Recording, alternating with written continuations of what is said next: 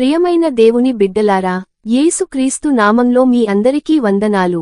ఈ రోజు భయంతో, ప్రమాదంతో, అనిశ్చితితో ఉన్నవారికి దేవుడు ఇచ్చిన ఒక బలమైన వాగ్దానాన్ని ధ్యానించబోతున్నాం. యిర్మీయా 39:18 నీవు నన్ను నమ్ముకొంటివి గనుక నిశ్చయముగా నేను నిన్ను తప్పించెదను. ప్రియులారా, ఈ మాటలు దేవుడు ఎవరికిచ్చాడో తెలుసా? ఏబెద్ మెలెక్ అనే వ్యక్తికి. యెరూషలేము నాశనానికి దగ్గరలో ఉన్న సమయంలో, భయంకర పరిస్థితుల మధ్యలో, అందరూ భయపడుతున్నప్పుడు అతడు దేవునిపై నమ్మకం పెట్టుకున్నాడు. అందుకే దేవుడు వ్యక్తిగతంగా అతనితో మాట్లాడాడు. నీవు నన్ను నమ్ముకొంటివి గనుక పరిస్థితులను నమ్మలేదు, మనుష్యులను నమ్మలేదు, తన బలాన్ని నమ్మలేదు, దేవునినే నమ్ముకున్నాడు.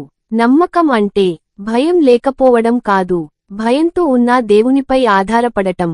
నిశ్చయముగా నేను నిన్ను తప్పించదను. ఇక్కడ దేవుడు కావచ్చు అనలేదు, నిశ్చయముగా అన్నాడు. అర్థం: దేవుని మాట తప్పదు, దేవుని వాగ్దానం విఫలమవదు, దేవుడు నమ్మినవారిని విడిచిపెట్టడు.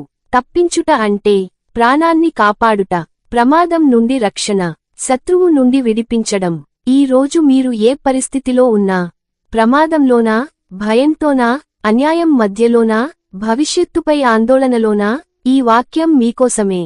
నీవు నన్ను నమ్ముకొంటివి గనుక నిశ్చయముగా నేను నిన్ను తప్పించెదను. దేవుడు మీ పేరు పెట్టి మాట్లాడగలడు.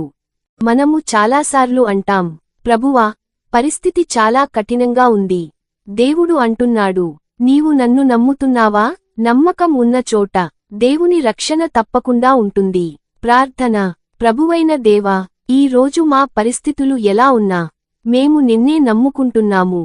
మా భయాల మధ్యలో మా విశ్వాసాన్ని బలపరచుము. నీ వాగ్దానం ప్రకారం మమ్మల్ని తప్పించుము ప్రభువా. మా జీవితం నీ చేతుల్లో ఉందని మేము విశ్వసిస్తున్నాము. యేసు నామంలో ప్రార్థిస్తున్నాము. ఆమెన్. ఈ వాక్యంలో దేవుడు నీతో మాట్లాడితే దయచేసి వీడియోకి లైక్ చేయండి మరియు సబ్స్క్రైబ్ అవ్వండి. మీ కోసం ప్రార్థించాలంటే కామెంట్లో ప్రార్థన అని రాయండి. దేవుడు మిమ్మల్ని ఆశీర్వదించునుగాక.